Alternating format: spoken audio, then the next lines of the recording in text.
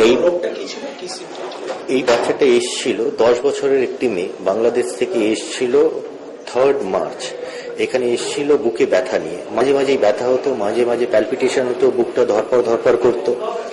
তো এখানে কার্ডিওলজিস্টরা প্রথমে ইসিজি করে দেখে মনে হয় কি এনার বাচ্চা, এত ছোট বাচ্চা, তার করোনারি আর্টারি ডিজিজ, যে ভেতরের হার্টের ভেসেলগুলো আছে সেগুলো ডিজিজ হতে পারে। তার জন্য একটা টেস্ট হয় যেটার নাম হচ্ছে অ্যাঞ্জিওগ্রাফি। সেই অ্যাঞ্জিওগ্রাফিটা করা হয়।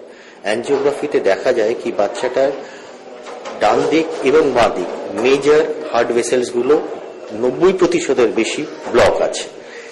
এত ছোট বাচ্চার অপারেশন করা একটা চ্যালেঞ্জ। এত ছোট বাচ্চার বাইপাস সার্জারি খুব কম হয়। থার্ড, এই বাচ্চাটা কেন এই রকম অবস্থাতে পড়েছে, তার ডায়াগনোসিস হচ্ছে ফ্যামিলিয়াল হাইপারকোলেস্ট্রিমিয়া।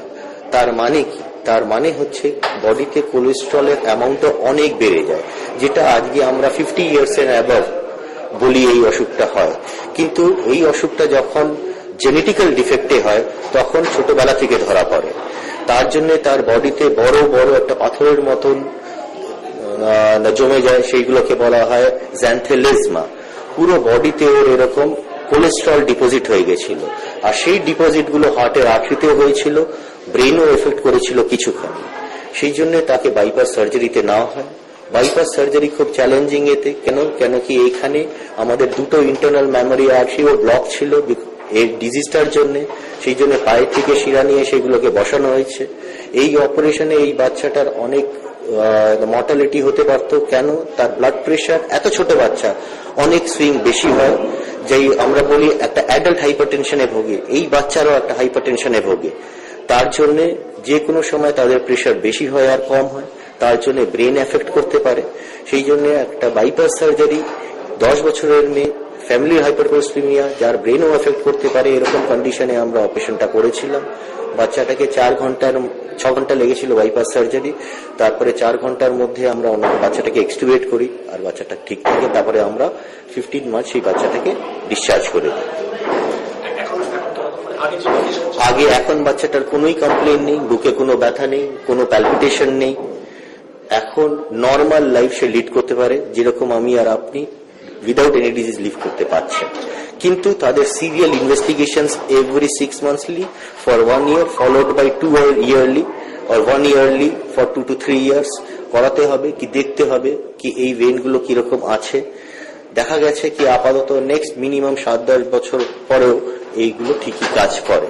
কিন্তু আমাদের ডায়েটারি রেস্ট্রিকশন আর ওষুধ খাওয়া এগুলো খুব ভালোভাবে করতে হবে। Dietary restriction, fat restriction, oily food restriction, spicy food, এগুলোকে একটু অ্যাভয়েড করতে হবে।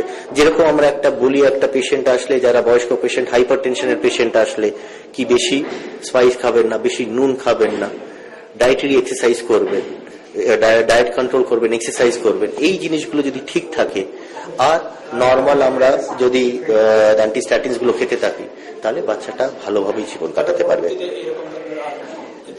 এরকম ধরনের এফেক্ট অনেক অনেক অনেক ইন্টেন্সিটি অনেক কম হবে। জেনেটিক্যাল ডিজিজ তো আমরা বডি থেকে বার করতে পারি না, যেটা করতে পারি প্রগ্রেশন অফ দ্য ডিজিজকে কমাতে পারি।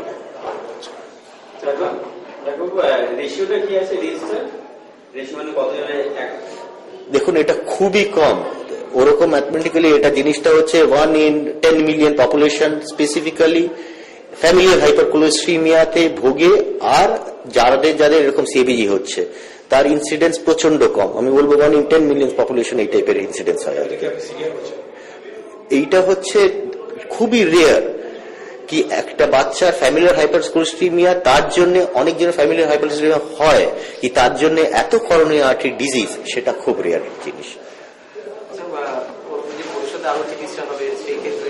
সেই ক্ষেত্রে আমরা বলেছি আমাদের এখানে ডাক্তারি চেক আপ ফ্রি।